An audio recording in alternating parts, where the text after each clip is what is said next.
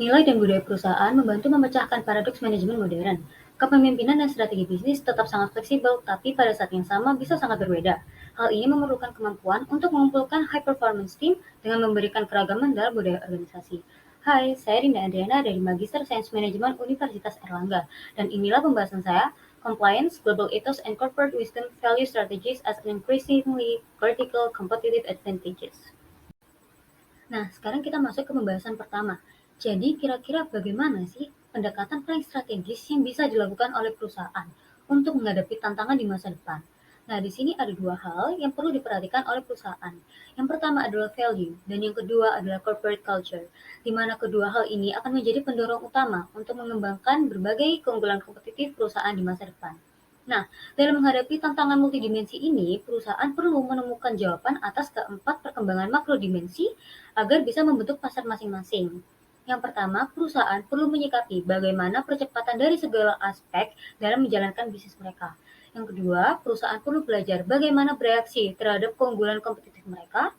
Dan yang ketiga, mereka harus mendorong kemampuan untuk membangun tim antar budaya di dalam perusahaan. Dan yang keempat dan yang terakhir ini membantu lebih lanjut untuk mengembangkan, menanamkan, dan mempertahankan budaya perusahaan yang mampu menyelesaikan tiga tugas pertama yang sudah disebutkan sebelumnya. Jika kalian bagian dari suatu perusahaan, kalian mungkin akan mengetahui apa itu compliance dan apa itu intelligence. Kedua hal ini sangat penting bagi perusahaan karena mereka memiliki efek yang positif bagi perusahaan. Namun ternyata gawat, compliance dan intelligence juga bisa merugikan perusahaan. Jadi apa yang terjadi? Yang pertama adalah kita bisa melihat dari compliance ya. Ternyata ada suatu istilah yang disebut dengan downside of compliance, yaitu seperti semua sistem sosial lainnya, perusahaan ini bisa menghidupkan compliance yang terlalu strict, yang terlalu ketat untuk anggota perusahaannya. Jika terlalu ketat compliance-nya, mereka akan selalu patuh dan patuh dan patuh terhadap pedoman dari perusahaan. Jika hal ini terus terjadi, maka tidak akan ada yang namanya inovasi, kebaharuan, dan juga improve dari internal perusahaan. Hal ini sangat gawat karena sesuai dengan yang kita sebutkan sebelumnya, bagaimana sih cara menghadapi tantangan di masa depan agar perusahaan ini bisa tetap ada, bisa tetap sustain. Kita perlu yang namanya keunggulan kompetitif. Kita perlu namanya suatu hal yang selalu berubah, yang selalu dinamis, tetap berada pada jati diri perusahaan, namun kita berimprovisasi berdasarkan dengan masa ataupun era yang kita jalani sekarang. Nah, lalu yang kedua terdapat intelligence. Ternyata intelligence bisa menjadi stupidity dalam perusahaan. Bagaimana itu bisa terjadi? Biasanya ini dihubungkan dengan namanya swarm intelligence, di mana swarm intelligence itu berarti bahwa setiap orang atau beberapa orang di internal perusahaan akan memiliki pemikiran yang sama pada suatu kelompoknya, mungkin di satu divisinya atau di satu departemennya. Nah, jika mereka terlalu mengikuti apa yang dikatakan atau apa yang dilakukan dalam suatu kelompok tersebut, di dalam kelompok mereka, di divisi ataupun di departemen mereka, itu akan memunculkan stupidity swarm. Nah, di mana swarm stupidity ini perusahaan akan mengembangkan budaya individu yang cenderung untuk menyatu dan cenderung sama pada seperangkat pandangan saja, pada seperangkat harapan dan juga seperangkat nilai, yang akhirnya mereka itu menjadi semakin seragam. Nah, hal ini berhubungan dengan compliance.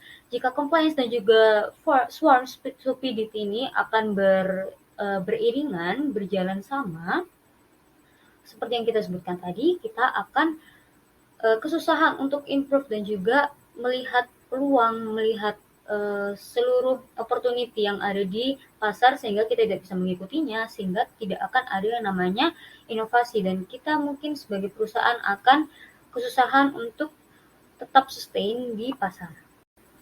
Nah, jadi atas segala tantangan, atas segala kekurangan dari perusahaan, kira-kira apa sih yang menjadi solusi dari paradoks modern management? Jadi ada jawabannya itu high performance teams. Jadi high performance teams itu apa? Yaitu sekumpulan ahli dari seluruh bidang yang bekerja sama untuk memecahkan suatu permasalahan atau mengerjakan suatu hal yang hasilnya bisa mengungguli tim reguler ataupun ahli jika mereka bekerja secara individu. high performance teams ini sangat baik digunakan pada lingkungan yang cepat berubah, yang dinamis dan kompleks seperti high velocity environment di zaman sekarang, karena perspektif yang diberikan akan jauh lebih luas jika dibandingkan dengan ahli yang bekerja secara individu saja. Namun, high performance teams ini membutuhkan waktu yang lama dan terspesialisasi untuk melakukan suatu hal karena mereka memiliki banyak sekali sudut pandang, mereka memiliki banyak sekali keahlian yang harus digabungkan bersama, sehingga waktu yang dibutuhkan tuh lama. Namun jika kita mempercayai terhadap adanya high performance teams ini, kinerjanya mereka pasti akan sangat lebih maksimal dan bisa menjadi suatu jawaban bagi perusahaan untuk menjawab seluruh tantangan dari perusahaan di masa depan. Nah, setelah kita membahas mengenai apa itu high performance teams dan peran mereka sebagai solusi dari paradoks modern management, kira-kira nih, apakah high performance teams itu bisa dikelola? Apakah bisa di-manage dengan baik? Karena mereka ini sangat berhubungan dengan kinerja perusahaan yang tinggi, yang bisa menjawab tantangan perusahaan di masa depan. Ternyata jawabannya bisa dengan ethical truthable. Nah, jadi cara untuk mengelola tim agar dapat tetap berkinerja tinggi adalah dengan meminimalkan konflik dan meningkatkan keragaman nilai-nilai etos global bagi perusahaan, di mana nilai etos global ini dapat diambil sebagai sarana untuk membangun sebuah ethical truth table ini.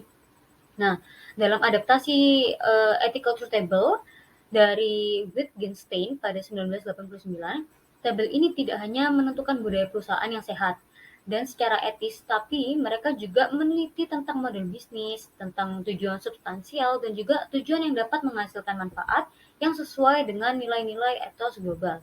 Nah, kita bisa lihat nih di slide ada dua hal atau dua tabel atau dua kategori yang bisa kita tentukan sebagai ethical truth table. Jadi kedua elemen ini yang pertama adalah behavior inward oriented dan juga behavior outward oriented. Jika kita lihat di sebelah kiri nih, inward oriented berarti menunjukkan bahwa ada beberapa perilaku yang berorientasi di dalam perusahaan secara inward. Nah, hal ini meliputi corporate culture atau budaya perusahaan, treatment of internal stakeholders atau treatment ataupun bagaimana cara kita menyikapi internal stakeholder. Nah, di sini di sebelah kanan kita bisa melihat ada behavior outward oriented, di mana terdapat beberapa perilaku yang berorientasi secara luar perusahaan atau di eksternal perusahaan. Nah, hal-hal ini menyangkut aims, goals, business model, dan juga treatment of external stakeholders. Nah, kedua jenis dari behavior ini bisa menunjukkan apakah perusahaan itu sudah bekerja secara ethical atau belum. Jadi di sini dengan adanya kedua tabel ini, dengan adanya kedua kategori ini bisa menunjukkan apakah high performance teams ini akan bekinerja dengan sangat maksimal atau tidak. Nah, dalam menghadapi tantangan di masa depan, perusahaan berarti membutuhkan competitive advantage nih, seperti yang sudah kita sebutkan sebelumnya. Nah, ternyata ada nilai strategi yang perlu kita tanamkan agar kita tuh bisa memiliki competitive advantage yang sangat baik untuk menghadapi tantangan di masa depan. Apa itu? Yang pertama ada corporate wisdom, corporate virtues, dan juga global ethos. Jadi, hal-hal ini adalah suatu kemampuan yang merujuk pada kemampuan perusahaan untuk menavigasi perusahaan mereka melalui masa sulit yang biasanya berupa tantangan kemajuan teknologi yang cepat karena kita berada di era modern dan juga transformasi yang bersifat multidimensi pada pasar maupun dalam model bisnis. Nah, jadi bisa kita tentukan bahwa value strategis ini adalah suatu hal yang bisa meningkatkan daya saing kita sebagai perusahaan dengan menjaga perusahaan tetap fleksibel, namun juga masih unik, masih memiliki diferensiasi pada saat yang sama.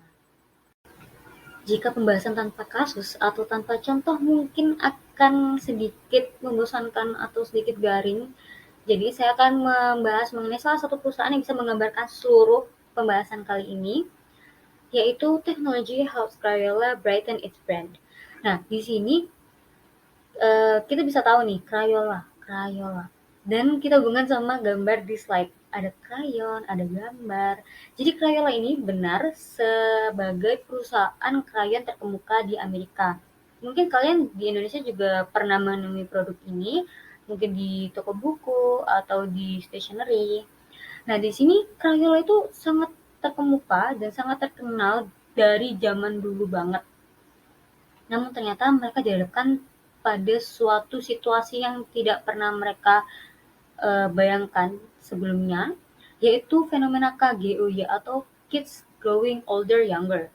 Nah, jika kita artikan KGOY, Kids Growing Older Younger, berarti anak-anak ini di masa modern dengan adanya teknologi, mereka itu berkembang menjadi lebih tua di saat mereka itu umurnya itu masih lebih muda. Jadi mereka itu older atau mereka itu berkembang itu terlalu cepat. Di mana KGOY ini membawa suatu hal atau suatu dampak negatif terhadap Crayola. Kan teman-teman atau adik-adik yang mendapatkan KGOY ini pasti mereka lebih suka untuk bermain di komputer, di gadget, dan mereka sudah mulai bosan atau sudah mulai meninggalkan adanya krayon ini, padahal krayon itu seru loh. Nah, di sini akhirnya Crayola berpikir apa yang harus kita lakukan, apa yang harus dilakukan oleh Crayola agar mereka itu tetap bisa eksis, mereka itu tetap bisa maju, tapi mereka itu tetap memiliki keunikan sendiri di pasar. Jadi mereka memiliki corporate wisdom di dalam perusahaannya. Jadi corporate wisdom itu adalah kemampuan untuk menavigasi perusahaan di masa sulit. Nah, kita sudah tahu nih masa sulit dari Crayola adalah menemui fenomena KGOY, di mana masa sulit ini sangat berhubungan dengan tantangan kemajuan teknologi yang cepat dan juga transformasi multidimensi di pasar maupun di model bisnis mereka. Nah, di sini corporate wisdom akan meningkatkan daya saing mereka dan juga menjaga perusahaan mereka tetap fleksibel, mereka tetap bisa menghadapi atau berimprovisasi terhadap produk mereka untuk menghadapi tantangan kemajuan teknologi, tapi mereka juga tetap unik pada saat yang sama. Nah, untuk mengungguli tugas-tugas dari corporate wisdom, perusahaan tuh bisa menggunakan model 5 kekuatan Porter dari Porter tahun 1980, di mana pemasok, pelanggan, pesaing, pendatang baru, ataupun produk baru yang muncul yang sebelumnya itu dipandang sebagai faktor yang sangat merugikan perusahaan, tapi ternyata bisa dilihat sebaliknya, bisa dilihat sebagai faktor internal untuk meningkatkan nilai tambah mereka. Nah, di sini Crayola sebagai perusahaan krayon yang mendapatkan penurunan popularitas atas adanya KGOY, mereka membuat suatu terobosan terbaru. Jadi Crayola bisa menggunakan teknologi digital. Namun teknologi digital ini tidak menggantikan bisnis krayon yang aslinya. Mereka hanya menggunakannya sebagai penghubung antara barang lama mereka atau produk lama mereka sebagai krayon dan juga produk baru mereka, yaitu inovasi yang akan mereka datangkan. Jadi Crayola akhirnya menawarkan lini produk baru, yaitu e-marker, stylus, yang bisa digunakan sebagai krayon ataupun pensil ataupun bolpen yang dapat mengubah tablet iPad kita, tablet iPad anak-anak menjadi buku gambar dengan adanya fitur suara dan gerakan, dan juga ada beberapa inovasi lain. Kita bisa memilih warna di iPad kita dan kita mewarnainya dengan menggunakan e-marker atau stylus. Nah, dalam mendesain produk dan juga pengalaman digital bagi anak-anak, Crayola itu juga memanfaatkan teknologi digital ini untuk pengetahuan dan juga untuk meningkatkan pengalaman tentang perkembangan anak dan mengubah cara memasarkan produk mereka serta mulai berinvestasi dalam marketing digital. Nah, kita sudah berada di penghujung slide nih. Terima kasih yang sudah menonton dan juga semoga kalian bisa memahami semua pembahasan yang kita bahas kali ini. Tetap semangat belajar. Saya Rinda Andriana dari Magister Sains Manajemen Universitas Airlangga, pamit undur diri. Bye.